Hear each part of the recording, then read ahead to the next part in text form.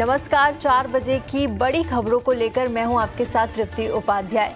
सुर्खियों के अलावा और किन खबरों पर खास फोकस रहेगा उसकी एक झलक दिखाते हैं। सरकार कोल एक्सचेंज शुरू करने जा रही है। हमारे सहयोगी प्रकाश प्रियदर्शी एक्सक्लूसिव खबर लेकर जुड़ेंगे और बताएंगे कि सरकार कब तक कोल एक्सचेंज शुरू करेगी। वहीं इनपुट टैक्स क्रेडिट के नुकसान के बावजूद एलआईसी एजेंट्स का कमीशन घटाएगी। ये खबर बताएंगे अनुराग शाह। थार के फेसलिफ्ट मॉडल में क्या खास है ये भी दिखाएंगे।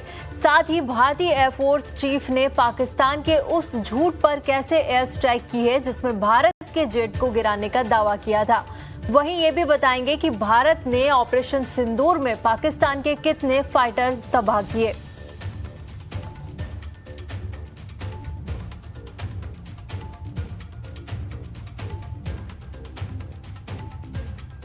भारत के राफेल समेत दूसरे फाइटर जेट को गिराने के झूठे दावों पर फिर एयर स्ट्राइक हुई है और ये स्ट्राइक भारतीय वायुसेना प्रमुख air chief marshal AP Singh ने की है। पाकिस्तानी झूठ पर प्रहार करते हुए उन्होंने कहा कि पाकिस्तान की तरफ से भारत के जेट गिराने के दावे सिर्फ मनोहर कहानियां जैसे हैं। अगर पाकिस्तान उनके पास कोई सबूत है तो दिखाए।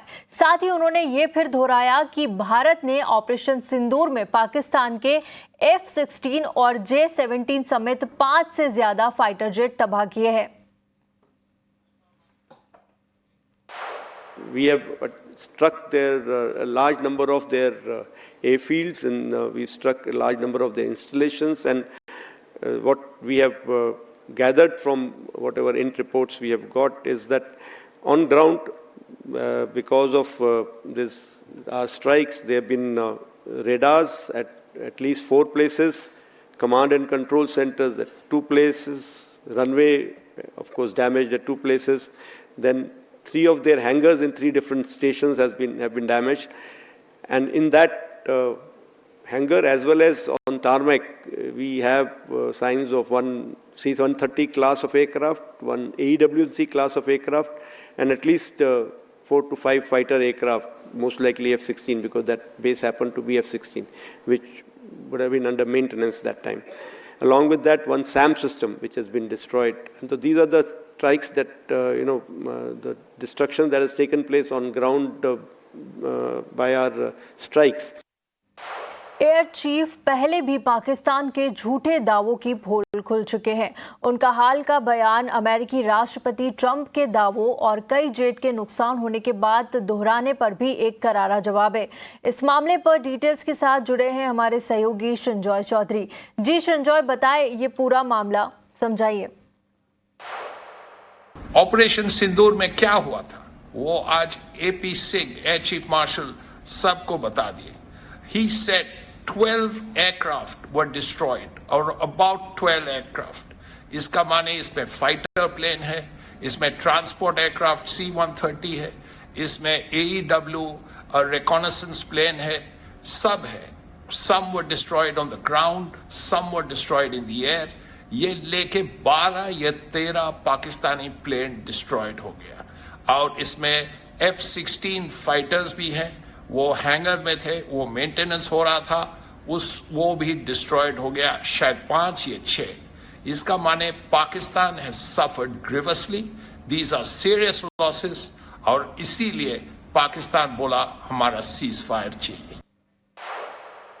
बढ़ते हैं आगे। सरकार देश में जल्द कोल एक्सचेंज शुरू करने वाली है। इस खबर पर ज्यादा जानकारी के साथ प्रकाश प्रियदर्शी हमारे साथ जुड़ गए हैं। जी प्रकाश, बताएं क्या है इसमें पूरी डिटेल्स। देखिए, कोल सेक्टर के लिए काफ़ी पॉजिटिव डेवलपमेंट है। सूत्रों के हवाले से जो जानकारी हमें मिल रही है उसके हिसाब से देश में पहला कोल एक्सचेंज जो है वो इस वित्त वर्ष के आखिर तक ऑपरेशनल हो सकता है। सूत्र हमें बता रहे हैं कि औपचारिक तैयारियां लगभग पूरी कर ली गई हैं। इनफैक्ट इस वक्त पब्लिक कंसल्टेशन की प्रक्रिया चल रही है, स्टेक होल्डर कंसल्टेशन भी और साथ ही साथ पब्लिक कंसल्टेशन भी। सूत्र हमें बता रहे हैं कि नवंबर 2025 तक कंसल्टेशन की प्रक्रिया कंप्लीट कर ली जाएगी और उसके बाद जो गाइडलाइंस हैं कोल एक्सचेंज स्थापित करने के लिए, जो फाइनल रूल्स हैं उनको अंतिम रूप दे दिया जाएगा। इसके बाद कैबिनेट अप्रूवल की ज़रूरत होगी। सूत्र हमें बता रहे हैं कि इस साल के आखिर तक यानी दिसंबर के अंत तक फाइनल कैबिनेट नोट जो है वो कैबिनेट के पास मंजूरी के लिए कोल मिनिस्ट्री की तरफ से भेजा जाएगा। ये काफ़ी इंपॉर्टेंट डेवलपमेंट है। जैसा कि आपको पता है कि कोल सेक्टर के लिए कोल एक्सचेंज एक काफ़ी बड़ा रिफॉर्म होने जा रहा है, खासकर मौजूदा परिस्थितियों में जब लगातार रिन्यूएबल एनर्जी पर फोकस है। लिहाजा कोल एक्सचेंज जो है खासकर ऐसे सिचुएशन में जब डोमेस्टिक कोल प्रोडक्शन में लगातार बढ़ोतरी हो रही है, 2030 तक ये 1.5 बिलियन टन के टारगेट को क्रॉस कर सकता है, वैसी परिस्थितियों में कोल एक्सचेंज जो है वो काफ़ी बड़ा कोल एक्सचेंज को काफ़ी बड़े रिफॉर्म के तौर पर देखा जा रहा है, क्योंकि इससे बेटर प्राइस डिस्कवरी हासिल करने में मदद मिलेगी। सरप्लस कोल के सिनारियों में कोल एक्सचेंज जो है वो काफ़ी मददगार साबित हो सकता है। ये काफ़ी इंपॉर्टेंट डेवलपमेंट है। जो भी टेक्निकल एस्पेक्ट्स हैं, चुनौतियां हैं, उसको एड्रेस किया जा रहा है। इनफैक्ट कोल मिनिस्ट्री ने जो प्रस्ताव दिया है उसके हिसाब से एक कोल कंट्रोलर ऑर्गेनाइजेशन का गठन किया जाएगा जो कि कोल एक्सचेंजेस को रेगुलेट करेगी और उसी हिसाब से बेटर प्राइस डिस्कवरी की उम्मीद सरकार कर रही है। काफ़ी इंपॉर्टेंट डेवलपमेंट है। जो टेक्निकल एस्पेक्ट्स हैं उसको एड्रेस किया जा रहा है और उम्मीद ये की जा रही है कि इस वित्त वर्ष के आखिर तक देश में पहला कोल एक्सचेंज जो है वो ऑपरेशनल हो जाएगा।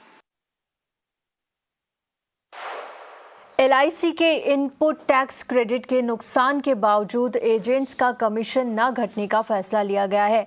इस खबर पर ज्यादा जानकारी के साथ मौजूद है हमारे साथ अनुराग शाह। जी अनुराग, बताएं क्या है ये पूरा मामला? मौजूद LIC के 15 लाख एजेंट्स के लिए अच्छी खबर है कि LIC कमीशन स्ट्रक्चर में कोई बदलाव नहीं करने जा रहा है। जो मौजूदा कमीशन स्ट्रक्चर है एजेंट्स के लिए वही जारी रहेगा। जहां हमने देखा है दूसरी तरफ जो प्राइवेट कंपनियां हैं, जनरल इंश्योरेंस में, लाइफ इंश्योरेंस में, यहाँ तक कि स्टैंड अलोन हेल्थ इंश्योरेंस कंपनियों के द्वारा भी जो एजेंट्स का कमीशन है वो 15% तक कम किया गया है। लेकिन LIC ने ये फैसला लिया है कि वो एजेंट का कमीशन में बदलाव नहीं करेंगे ITC के नुकसान की भरपाई के लिए। जिस तरह से LIC का कुल कारोबार है वो उसमें 95% हिस्सा जो है वो एजेंट्स के जरिए आता है। जो 15 लाख एजेंट्स LIC के देश भर में मौजूद है वो 95% कारोबार में योगदान देते हैं। तो इसी वजह से LIC ने ये निर्णय लिया है कि कमीशन के स्ट्रक्चर में बदलाव नहीं किया जाएगा। और दूसरी तरफ पिछले साल जो LIC के द्वारा कमीशन में कटौती की गई थी, 35% से 27% कमीशन किया गया था फर्स्ट ईयर पॉलिसी के लिए सरेंडर वैल्यू के नियमों में बदलाव के बाद, तो उसका नेगेटिव असर हुआ था। LIC की पॉलिसी सेल्स कम हो गई थी। उसको ध्यान में रखते हुए भी अब LIC के द्वारा ये फैसला लिया गया है कि निकट भविष्य में कमीशन स्ट्रक्चर में बदलाव नहीं किया जाएगा। ये जो है बड़ी खबर है LIC के एजेंट्स के लिए, जिसमें LIC के द्वारा ये फैसला लिया गया है। धन्यवाद अनुराग इस पूरी जानकारी के लिए। बढ़ते हैं आगे। सरकार ने गेमिंग नियमों को लेकर नया ड्राफ्ट तैयार कर लिया है। इसमें क्या खास है बताने के लिए सुमिता करीर इस वक्त हमारे साथ जुड़ गई है। जी सुमिता, बताएं इस नए ड्राफ्ट की खास बातें क्या है? एब्सोल्युटली, ये जो गवर्नमेंट है उन्होंने कल शाम को ड्राफ्ट गेमिंग रूल्स फ्लोट किए और गवर्नमेंट ने इनवाइट किया है feedback on draft gaming rules till October 31st। In fact gaming law essentially जो पास हुआ था अगस्त 2025 में by both houses of the parliament essentially provides a framework for banning online money games और वो एक प्रोविजन करता है जिसमें सोशल गेम्स और ई स्पोर्ट्स को बढ़ावा मिलता है, उनको प्रमोट किया जाएगा। पर ड्राफ्ट रूल्स में अगर देखें तो किस तरीके का फ्रेमवर्क मिलता है गेमिंग इंडस्ट्री के लिए? Well, there is a provision for categorisation and registration of online games. User funds का रीपेमेंट कैसे करना है, क्योंकि कुछ फंड्स फंस गए थे उन कंपनीज के पास, रियल मनी गेमिंग कंपनीज के पास, जब ये एक्ट शुरू हुआ उससे पहले। इन ड्राफ्ट गेमिंग रूल्स में ये भी बताया गया है कि एक गेमिंग अथॉरिटी इस्टेब्लिश होगी, उसके क्या पावर्स होंगे, क्या फंक्शंस होंगे, क्या रेगुलेटरी उसके पावर्स होंगे, ये सब भी बताया गया है। उसके अलावा किस तरीके के फॉर्मेट्स जो हैं वो परमिसिबल है ये भी बताया गया है इन ड्राफ्ट रूल्स में। Overall it essentially also throws a light on the provision for suspension और cancellation of registrations as far as these social games और ई स्पोर्ट्स आर कंसर्न्ड। उसके अलावा एक ग्रीवांस रेड्रेसल मैकेनिज्म भी होगा और किस सिचुएशन में ये जो लाइसेंसेस हैं ये सोशल गेम्स के लिए या ई स्पोर्ट्स के लिए वापस लिए जा सकते हैं, क्या पीनल प्रोविजंस है, ये सब उसमें डिटेल्ड है। आपको याद होगा जब गवर्नमेंट ने ये बिल पास किया था, उनका मेन एम था कि जो यूज़र्स को हार्म हो रहा है, चाहे वो हो रहा हो मेंटल हार्म, चाहे फिनेंशियल हार्म हो रहा हो, या जो टेरर फाइनेंसिंग हो रही है, इन सब पे कर्ब लगाना गवर्नमेंट का मेन एम था। इसलिए आपने देखा होगा जबकि रियल मनी गेम्स जो हैं वो ब्लॉक हो चुके हैं, उन पे बैन लग गया है, but at the same time social games को और ई स्पोर्ट्स को बढ़ावा दे रहे हैं गवर्नमेंट, और देखना होगा कि किस और तरीके से बढ़ावा मिलता है इन सब सेक्टर्स को। शुक्रिया आपका बहुत बहुत इस जानकारी के लिए। बढ़ते हैं आगे। भारत से बाहर रहने वाले अगर भारत में ऑफिस या ब्रांच खोलना चाहते हैं तो उनके लिए आरबीआई नए नियम ड्राफ्ट तैयार कर लिए हैं। ये बताने के लिए अनुराग जोशी हमारे साथ जुड़ गए हैं। जी अनुराग, बताइए क्या है ये नए नियम? इन नए नियमों के अनुसार जो ऑफिस या ब्रांच भारत में सेटअप करने के इच्छुक हैं जो भी कंपनियां, उसके अनुसार इनको आरबीआई की अनुमति लेना अनिवार्य हो जाएगा अभी तक। और ये भी बताया गया है कि कुछ जो सेंसिटिव इंडस्ट्रीज़ हैं जैसे कि डिफेंस है, टेलीकॉम है, आईएनबी है, प्राइवेट सिक्योरिटी है, इनके लिए भी अथॉरिटी से जो अनुमति है वो लेनी पड़ेगी। और एक और चीज़ है कि जो अगर रेसिडेंट है अगर से जैसे पाकिस्तान के, तो उनको भारत सरकार से अनुमति लेनी पड़ेगी। और साथ में जो भी नियम है ये उन पे भी लागू है कि जो रेसिडेंट हैं कुछ अन्य देशों के जैसे बांग्लादेश है, चीन है, हांगकांग, मकाओ, श्रीलंका, अगर भारत के कुछ हिस्सों में जैसे कि जे.एन.के हो गया, जो नॉर्थ ईस्ट है, या जो अंडमान निकोबार आइलैंड में अगर वो अपना ब्रांच और ऑफिस सेटअप करना चाहते हैं, उसके लिए भारत सरकार से उन्हें अनुमति लेनी पड़ेगी। तो ऐसे आरबीआई ने एक नया ड्राफ्ट जारी किया है जिसके लिए उसने जो पब्लिक है, जो मार्केट के स्टेक होल्डर्स हैं, उनसे फीडबैक मांगा है और उसके बाद वो फाइनलाइज करेगी। बिल्कुल अनुराग, बहुत बहुत शुक्रिया इस पूरी जानकारी के लिए। और इसी के साथ फिलहाल वक्त है एक छोटे से ब्रेक का। ब्रेक के बाद बाजार समेत अन्य खबरों पर चर्चा करेंगे। स्वागत है आपका। और चलिए अब बाजार की बात कर लेते हैं। दशहरे की छुट्टी के बाद आज बाजार में सीमित दायरे में कारोबार हुआ। निफ्टी करीब 60 अंक चढ़कर 24,900 के करीब बंद हुआ। वहीं निफ्टी बैंक करीब 250 अंकों की तेजी के साथ 55,600 के करीब बंद हुआ। बाजार में आज कैसा रहा कारोबार, पूरी डिटेल्स के साथ रविंदर हमारे साथ जुड़ गए हैं। जी रविंदर, बताएं किस तरह का एक्शन आज मार्केट में दिखा। रविंदर बताइए आज किस तरह का एक्शन मार्केट में नजर आया। जी बिल्कुल, इंडियन मार्केट में जो आज ओवरऑल अच्छी खासी तेज़ी देखने को मिली। अगर बात करें निफ्टी 50 इंडेक्स की, तो निफ्टी 50 इंडेक्स में जो है 60 पॉइंट्स की इसमें तेज़ी देखने को मिली और 24,900 के पास जो है बंद होता हुआ नजर आया। वहीं अगर बात करें बैंक निफ्टी की, तो बैंक निफ्टी में भी जो है 250 पॉइंट्स की इसमें आज ओवरऑल इंट्राडे बेसिस पे जो है 250 पॉइंट्स की इसमें तेज़ी देखने को मिली। बात करें ब्रॉडर मार्केट की, तो ब्रॉडर मार्केट में भी अच्छी खासी तेज़ी देखने को मिली, जहां पर ब्रॉडर मार्केट ने जो है बेंचमार्क इंडेक्स को आउट परफॉर्म किया। वहीं मिड कैप इंडेक्स में करीब 1% की तेज़ी देखने को मिली। वहीं स्मॉल कैप भी जो है हरी निशान पर बंद होता हुआ नजर आया। वहीं बात करें मेटल इंडेक्स की, तो यहाँ पे मेटल इंडेक्स में जो है काफ़ी अच्छी खासी तेज़ी देखने को मिली और निफ्टी मेटल इंडेक्स ने जो है अपना ऑल टाइम हाई भी टच किया आज। और रियल्टी बात करें, रियल्टी इंडेक्स, ऑटो और कुछ आईटी स्टॉक्स में भी जो है थोड़ी कमजोरी देखने को मिली। वहीं टाटा स्टील जो है निफ्टी का आज का टॉप का गेनर रहा है, जहाँ पर निफ्टी टाटा स्टील में जो है 3% से ज़्यादा की तेज़ी देखने को मिली। वहीं मैक्स हेल्थ केयर जो है निफ्टी 50 इंडेक्स का जो है टॉप लूजर रहा है। अब बात करें कुछ स्टॉक्स से जिसमें आज तेज़ी देखने को मिली, तो उसमें कुछ स्टॉक्स में जैसे KIOCL, V-Mart retail, edges logistic, EIH, JK paper और मॉइल, जहां पर वी-मार्ट रिटेल ने जो है अपने Q2 बिजनेस अपडेट अनाउंस किए जो कि काफ़ी अच्छे आए हैं, जिसके चलते वी-मार्ट रिटेल में जो है काफ़ी अच्छी तेज़ी देखने को मिली। वहीं मेटल स्टॉक्स में जो आज काफ़ी बज़ में रहे दिन भर, जहाँ पर लॉयड मेटल, लॉयड एसएमई और टाटा स्टील और जीएसएल और हिंदुस्तान जिंक, इन स्टॉक्स में जो है काफ़ी अच्छी खासी तेज़ी देखने को मिली मेटल स्पेस से।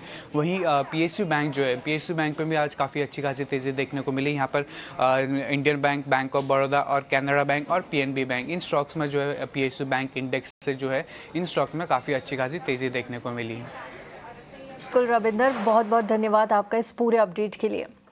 ईटी नाउ स्वदेश की चौथी वर्षगांठ पर आज मार्केट के कई दिग्गजों ने निवेशकों को सटीक मंत्र दिए, जिससे उन्हें पोर्टफोलियो को बेहतर बनाने और बेहतर रिटर्न के लिए एक बेहतर समझ बनाने में मदद मिलेगी। आज सिंगापुर से हमारे साथ मार्केट के दिग्गज हेलियस कैपिटल के फाउंडर समीर अरोड़ा जुड़े, उनकी स्वदेश के साथ खास बात हुई है, चलिए सुनते हैं। हम तो कहते हैं कि मार्केट जो है डिस्काउंटिंग मशीन है, तमाम अच्छी चीज़ों को भी भाव में शामिल कर ही लेता है। अब ये जीएसटी को लेकर काफ़ी शोर शराबा हुआ, काफ़ी हो हल्ला मचा, लेकिन अगर हम निफ्टी के लेवल को देखेंगे तो 24,630 और अब 24,830, 200 पॉइंट रफली ऊपर दिखाई दे रहा है। तो आपको लगता है सर कि पूरी तरह से जीएसटी का इम्पैक्ट प्राइस इन हो चुका है, या फिर अभी कुछ ऐसे पॉकेट्स हैं जहां पर आगे हम तेजी देखेंगे? क्योंकि हम देख रहे हैं कि एफएमसीजी, कंजम्पशन, ऑटो में ऊपरी स्तरों से रिवर्सल आने की शुरुआत तो हो गई है। पहली बात है कि जीएसटी कट बहुत बढ़िया चीज है, बिकॉज मेरा सिंपल रूल है कि कोई भी टैक्स कट बहुत अच्छी चीज है। कोई भी चीज जिसमें पब्लिक के पास पैसे ज्यादा हो पहले से, वो बेटर चीज है। फिर अब वो उस पैसे का करेंगे क्या, वो हमारी बेटिंग होती है, मीन मार्केट वालों की। तो उसमें क्या है कि अदर देन ऑटो सेक्टर, जिसमें बड़ा विजिबल पॉजिटिव इम्पैक्ट है, जिसमें कंपनियों ने डिस्काउंट भी दिए हैं, जो पहले भी दिए थे, कोई ज्यादा उन्होंने फजिंग नहीं करी है।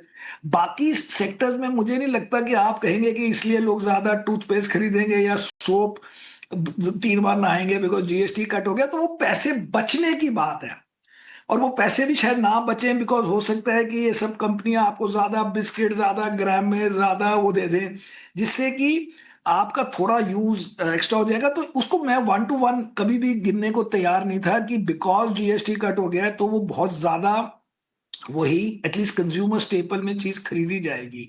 और अगर आप कंज्यूमर ड्यूरेबल में देखें, उसमें कंपटीशन बहुत ज्यादा हाई है।